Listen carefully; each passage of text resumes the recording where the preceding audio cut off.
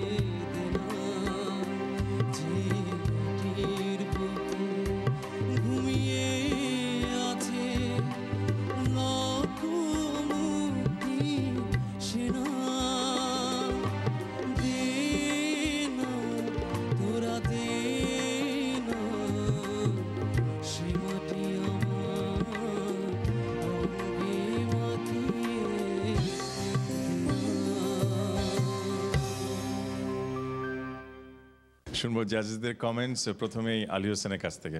পলাশ, জি sir. অদ্ভুত অদ্ভুত, খুব সুন্দর, এত Thank you, ভালো sir. গেয়েছো যে মানে মনটা ভরে গেল। তবে ছোটোখাটো সুরের একটু এদিক ওদিক ছিল, যেটা ক্ষমা করা যায়। এবং শব্দটা কি লাখো মুক্তি শোনা না লক্ষ মুক্তি শোনা? লক্ষ মুক্তি সেনা। আচ্ছা আচ্ছা, ভেরি গুড।